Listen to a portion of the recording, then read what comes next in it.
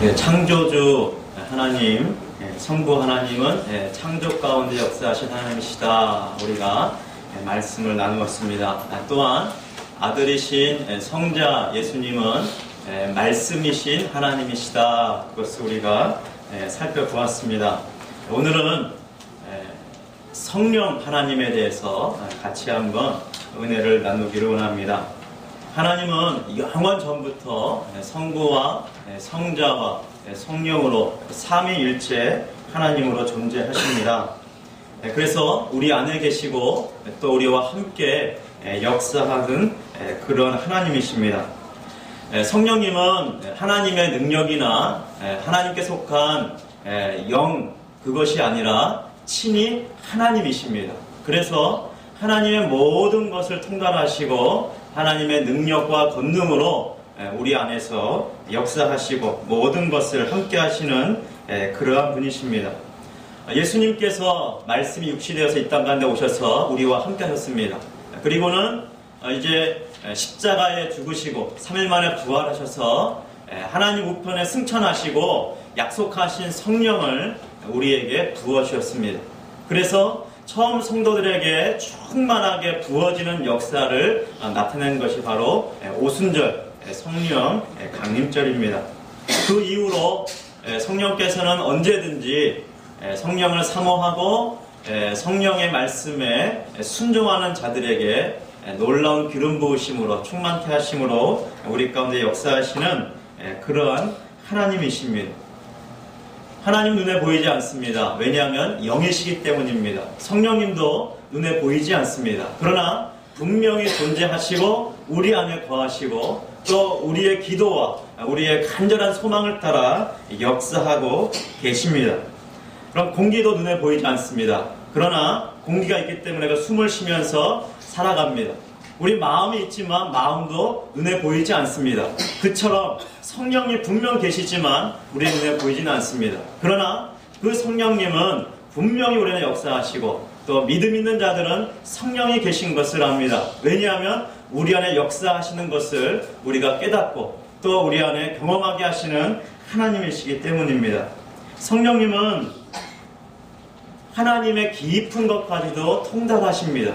그래서 우리에게 그 모든 것을 깨닫게 하시고 가르쳐 주시고 친히 그 하나님을 알아가게 하시는 분이십니다.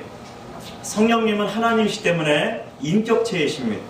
그래서 지성과 감성과 의지를 가지고 계십니다. 성령님도 감정이 있으십니다. 그래서 우리가 성령님을 좋아한다고 고백하고 사랑한다고 고백하고 내가 오늘 성령님 환영합니다. 내 안에서 역사하시옵소서 그렇게 고백할 때 성령께서 기뻐하시고 좋아하십니다. 그리고 우리 안에 더 풍성하게 역사하십니다. 우리 한번 고백해 볼까요? 성령님 내가 사랑합니다. 오늘도 함께 하시옵소서. 그것을 믿고 성령님 앞에 고백하며 나갈 때 성령께서 오늘도 우리 가운데 충만하게 역사하실 줄로 믿습니다. 사도행전 5장 3절로 4절에 보면 베드로와 아나니아와 삽비라의 대화가 나옵니다. 아나니아와 삽비라는 바나바가 하나님 앞에 자기의 전 재산을 들여서 하나님을 바치는 것을 보고 감동을 받았습니다. 그리고 나도 저처럼 해야겠다. 그리고 하나님 앞에 서원하며 고백을 합니다. 그리고는 집을 팔았습니다. 근데 팔고 나니까 돈을 보니까 욕심이 생깁니다. 이거 다 바치면 우리가 어떻게 살지? 걱정이 앞서고 그래서 반을 숨겨놓습니다. 그리고는 반만 가지고 와서는 전 재산을 하나님 앞에 드립니다. 그렇게 하나님 앞에 드립니다. 그때 사도 베드로가 성령의 감동을 받고 너희가 성령을 속였다. 그렇게 아나니아와 삽비라한테 이야기합니다. 그리고 그들은 성령을 속인 대가로 그 자리에서 죽음을 맞게 됩니다. 물론 따로따로 죽음을 맞이했지만 그리고는 사도 베드로가 사도행전 5장 4절에 보면 너희가 하나님께 거짓말한 것이다 그렇게 말씀하고 있습니다. 앞에서는 성령을 속였다 얘기해놓고 그 다음에는 누구를 속였다고요? 하나님을 속인 것이다. 하나님께 거짓말한 것이다. 이로 볼 때 성령님은 분명 하나님이신 것이 틀림이 없음을 우리가 알 수가 있습니다. 성령님은 하나님이십니다. 그래서 우리가 성령님을 속이는 것은 곧 하나님을 속이는 것이 되는 것입니다. 우리가 예수님을 믿는 것도 누구 때문이냐? 바로 성령님 때문에 하나님을 믿을 수가 있는 것입니다.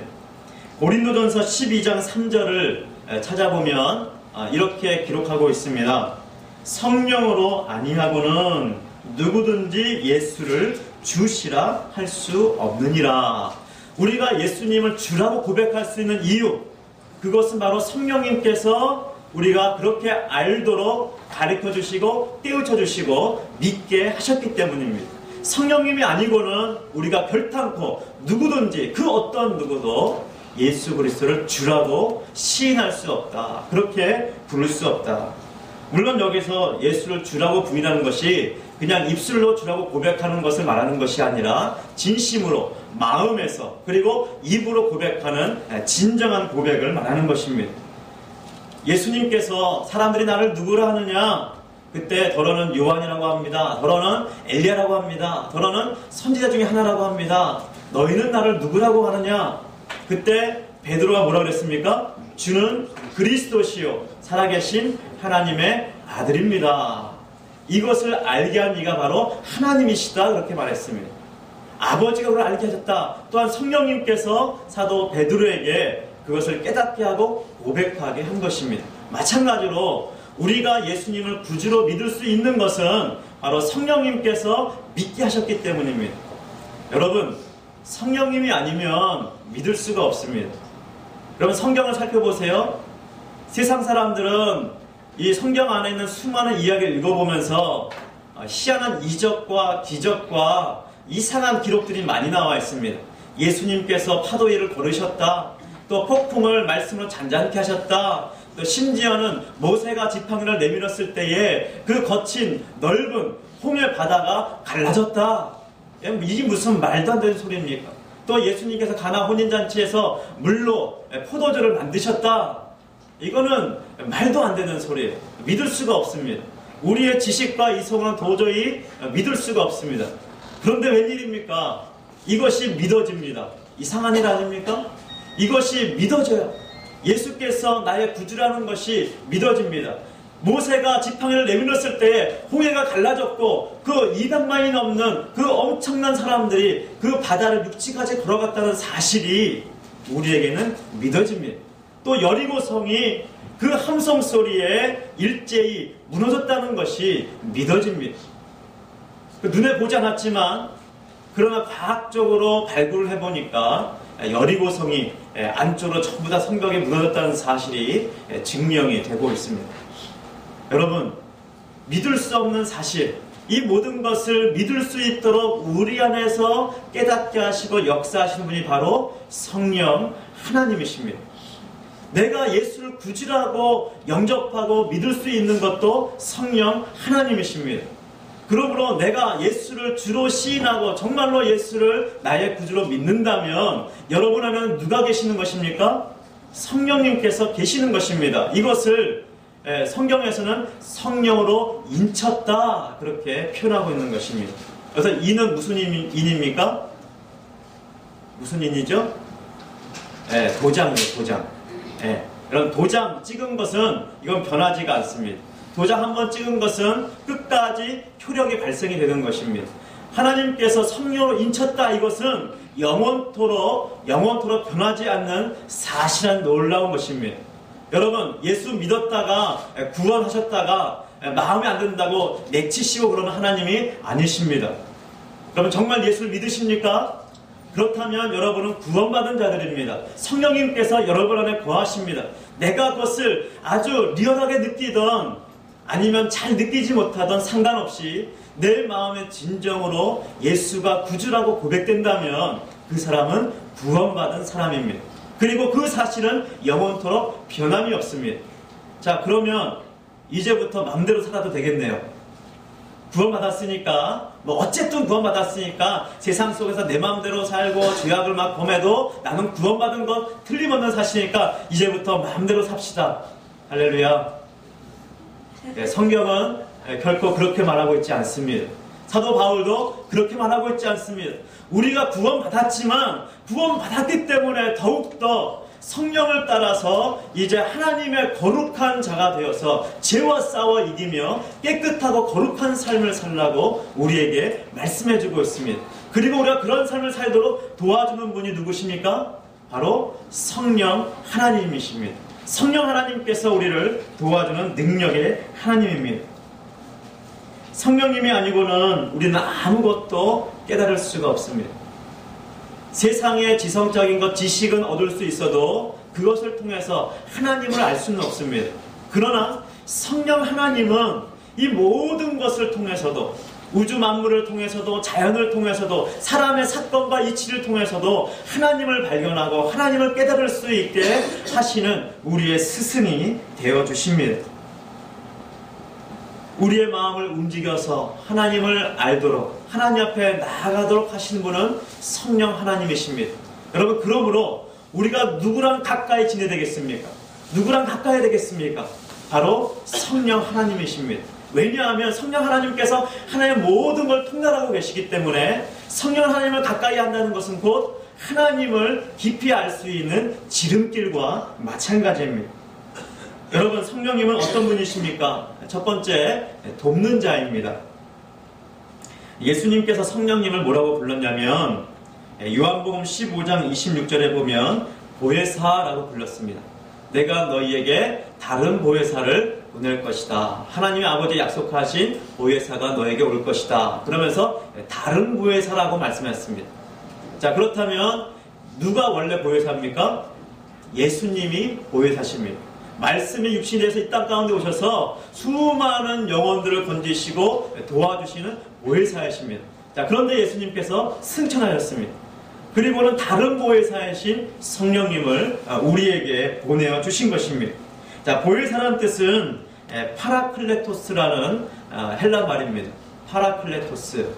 자, 이것을 번역하고 우리 뜻에 맞게 고쳐본다면 변호자 혹은 돕는 자, 위로자, 곁에서 함께하는 자, 이런 다양한 뜻을 가지고 있습니다. 도와주시는 분, 나를 변호해 주시는 분, 나를 위로해 주시는 분, 그리고 나의 곁에서 함께 하시는 분, 이런 분이 바로 성령님이라고 우리에게 예수님께서 가르쳐 주고 있습니다.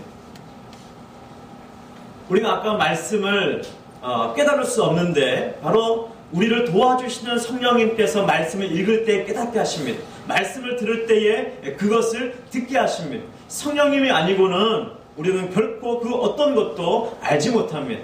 그런데 들을 때에 깨달아지고, 들을 때에 기쁨이 넘치고, 들을 때에 감동이 되고, 들을 때에 감격으로 다가온다면 그것을 누가 하시는 것이라고요?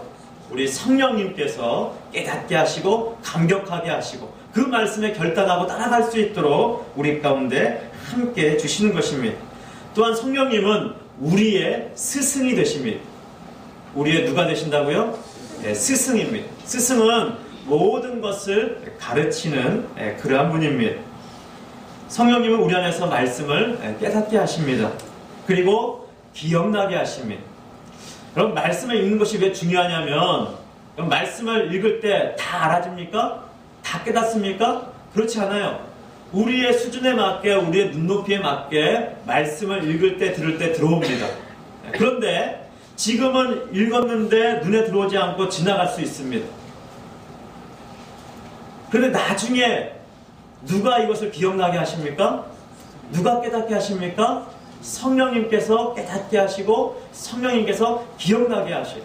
그래서 말씀을 많이 암송하는 것이 왜 중요하냐? 그 말씀을 많이 암송하고 그 말씀이 내 마음에 있고 내 머리에 있으면 그것을 성령님께서 알게 하시고 깨닫게 하십니다.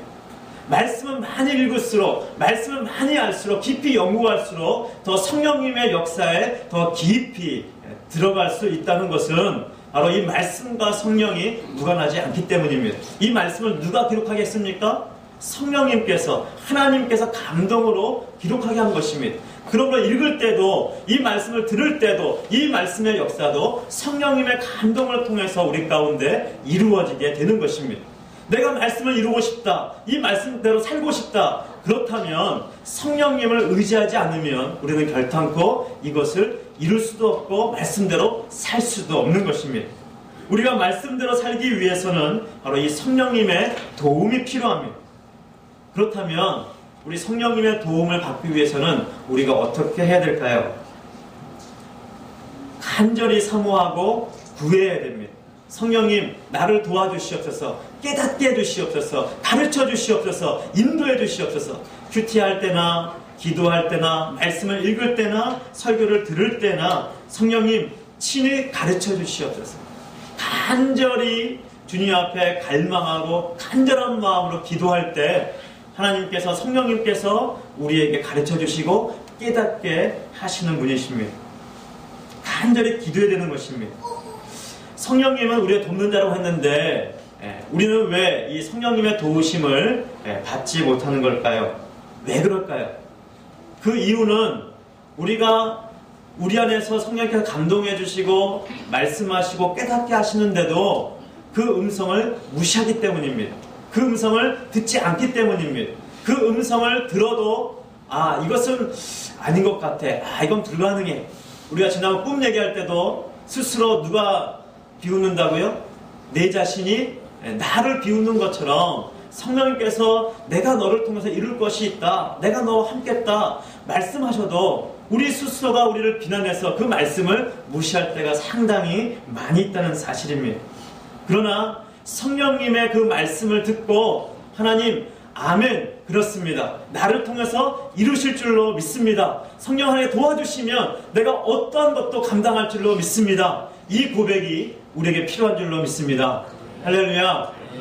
한번 따라하겠습니다. 성령님, 말씀하시옵소서. 제가 순종하겠습니다. 이루실 줄로 믿습니다. 나를 통해 이루시옵소서. 할렐루야. 할렐루야. 성령님께서 이루실 줄로 믿고 성령님 말씀하시는 거 내가 그대로 순종하겠습니다. 나를 통해 이루시옵소서. 그 영광을 맛보게 하시옵소서. 그렇게 간절히 기도하고 주님을 믿고 나아갈 때 우리는 성령의 도우심을 항상 받으면서 승리할 수 있을 것입니다. 또한 우리가 죄를 지을 때 성령의 역사가 소멸됩니다. 성령에 순종하지 않을 때 성령께서 역사하지 않습니다. 성령은 성령을 믿을 때, 그 말씀을 순종할 때 역사하십니다. 그래서 우리가 날마다 기도할 때 우선적으로 기도할 것이 있습니다. 무엇인지 아십니까? 회개하는 기도입니다.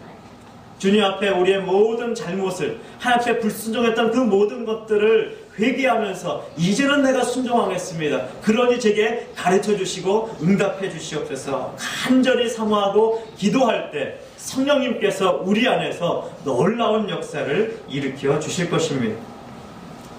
성령이 아니고는 하나님의 깊은 것을 알 수가 없습니다. 성령님만이 하나님의 뜻을 깨닫게 하시고 하나님의 놀라운 역사를 알게 하실 뿐만 아니라 하나님의 생각과 계획과 그 모든 하신 일들을 알 수 있도록 우리 가운데 가르쳐 주시고 그리고 그 일을 이루어가도록 친히 우리의 돕는 자가 되어주십니다. 성령님께서 기도할 때도 우리에게 가르쳐 주십니다. 여러분, 그래서 기도할 때도요, 이 기도는 어떤 훈련이냐면 내 생각으로 기도하는 것을 내려놓는 훈련이 기도입니다. 내가 스스로 기도하는 것을 내려놓는 것이 기도입니다. 내가 기도하는 것이 아니라 내 계획대로 주님 앞에 아뢰는 것이 아니라 내 생각과 내 계획을 다 내려놓고 하나님, 성령님, 하나님께서 응답하시는 것이 무엇입니까? 어떻게 기도해야 됩니까? 내 뜻대로가 아닌 하나님의 뜻대로 기도하도록 성령 앞에 내려놓는 것이 진정한 기도입니다. 그러한 기도를 할 때 우리의 마음은 성령으로 채워집니다. 그리고 하나님의 귀한 비밀로 가득 차게 될 것입니다. 여러분, 하나님의 뜻을 안다는 것은요, 놀라운 신비로운 것입니다. 하나님의 계획을 안다는 것은 가장 놀라운 것입니다. 이렇게 얘기하면 여러분이 이해가 될지 모르겠습니다. 천, 기, 누, 설. 하나님의 비밀을 안다는 것, 하나님의 계획을 안다는 것 정말 놀라운 것입니다. 하나님의 말씀을 사모하고 성령님을 깊이 사모하고 갈망하는 자에게 친히 성령님께서 우리 가운데 기름 부으셔서 여호와는 나의 목자시니 내게 머리에 기름을 부으시고 내 머리에 기름을 바르시고 내 잔이 넘치도록 역사하시는 그 성령님의 역사가 하나님을 갈망하고 성령을 갈망하는 자에게 충만하게 일어난다는 사실입니다. 성령님은 하나님의 모든 것을 통달하시는 분이십니다. 우리가 하나님을 더 알고자 한다면 성령님을 사모하고 성령의 충만함을 받아야 됩니다. 성령을 소멸하지 말고 충만함을 받으라고 우리에게 명령해 주고 있습니다. 데살로니가 전서 4장 19절에는 성령을 소멸치 말라 그랬습니다. 그리고 성령을 소멸한다는 것은 무슨 뜻입니까? 성령이 내 안에서 사라진다는 것이 아닙니다. 성령의 역사가 일어나지 않는다는 것입니다. 내 안에 계시기는 계시지만 역사가 일어나지 않을 수 있다는 것을 우리에게 말씀해 주고 있습니다. 내가 이미 예수를 믿기 때문에 성령을 인쳤습니다. 그러므로 우리 안에 성령께서 계십니다. 그러나 우리가 그 성령의 말씀을 듣고 순종하지 않을 때 성령의 역사는 소멸되고 맙니다. 성령께서 역사하지 않습니다. 다시 성령의 역사가 일어나려면 우리는 성령의 충만함을 받아야 됩니다. 그리고 성령의 충만함이 더욱더 충만하게 되기 원한다면 우리는 성령을 따라서 한 발짝 한 발짝 그대로 순종하며 함께 따라가야 됩니다. 에스겔이 보았던 그 성전 문지방에서 나왔던 하나님의 그 성령의 강줄기, 은혜의 강줄기를 따라서 성령을 따라 쭉 갈 때 어떤 경험을 했습니까? 처음에는 발목까지 오는 물이었지만 그 다음에 쭉 더 가다가 다시 건넜을 때는 무릎까지 오고 그 다음에 더 성령을 따라갔을 때 이제는 허리까지, 그 다음에는 헤엄칠 만한 충만한데 잠겼던 것처럼 우리의 삶이 성령을 따라서 한 발짝 한 발짝 움직여가기 시작할 때 우리 삶은 점점점 죄악된 삶이 아니라 점점 성령의 충만한 그러한 삶으로 바뀌어지게 될 것입니다. 여러분, 성령님만이 하나님의 모든 것을 통달하고 계십니다. 여러분의 미래가 궁금하지 않습니까? 물론 궁극적으로 예수 믿는 사람은 어디 갑니까? 저 하늘나라 천국에 들어갈 것입니다. 그러나 우리가 저 천국에 가는 그 과정 가운데서 하나님의 뜻을 이루는 그 미래, 나를 통해서 하나님께서 어떤 것을 이루실 것인가, 그 미래가 궁금하지 않습니까, 여러분? 그것을 가르쳐준 분이 누굽니까? 성령님입니다. 우리가 말씀을 사모하고 말씀을 읽을 때 하나님, 내가 이 말씀대로 어떻게 살아야 됩니까? 나를 통해 이 말씀이 어떻게 이루어질 것입니까? 간절히 사모하고 주의 성령을 사모하면서 기도할 때 성령께서 지혜를 주실 것입니다. 그때 필요한 말씀을 우리 가운데 깨닫게 하시고 가르쳐 주실 것입니다. 성령님께서는 사도 바울이 예루살렘에 올라갈 때 잡히실 것을 미리 말씀했습니다. 감옥에 갈 것을 미리 말씀했습니다. 그럼에도 불구하고 사도 바울은 어떻게 했습니까? 그것에 순종했습니다. 그것도 무엇인가 뜻이 있을 것이다. 내가 붙잡힌다 할지라도, 결박된다 할지라도 그것을 통한 성령님의 뜻이 있을 것이다. 아직 그것을 통해서 어떤 일이 벌어질지 모르지만 잡힐 것을 보여줬는데도 불구하고 그는 그 말씀에 순종해서 예루살렘에 내려갑니다. 그리고 그 말씀대로 감옥에 가게 됩니다. 결박됩니다. 그러나 그 일을 통해서 사도 바울이 그렇게 원했던 로마로 갈 수가 있었습니다. 로마에도 감옥의 신세가 되었지만 거기에서 수많은 사람을 만나게 되고 주의 복음을 증거하고 이후에 거기에서 나와서 로마의 교회의 도움을 받아 그는 그가 원했던 스페인 서바나까지 가서 주의 복음을 증거하는 놀라운 역사를 감당할 수가 있었습니다. 이 모두가 누구의 도움이었습니까? 성령의 도움이었습니다. 여러분, 예수님도 성령의 도움을 받고 성령 충만해서 이 복음사역, 구원사역을 이루어갔습니다. 그러므로 우리에게 명령하신 것처럼 너희가 성령 충만함을 받으라. 이것이 우리의 지상 명령이 되기를 주의 이름으로 축원합니다. 성령 충만함 받아서 성령께서 깨닫게 하시고 성령께서 가라고 하실 때 우리가 가며 성령께서 멈추라고 하실 때 멈추며 그 말씀을 깨닫게 하시는 대로 순종해 나갈 때 하나님의 놀라운 말씀의 역사가 우리 삶을 통해서 하나하나 이루어져 가게 될 것입니다. 성령님은 하나님이십니다. 그 하나님과 동행하고 그 하나님의 놀라운 역사를 날마다 경험하고 깨달아서 하나님 앞에 영광 돌리는 우리 모두가 되기를 주의 이름으로 축원드립니다. 할렐루야. 기도하겠습니다.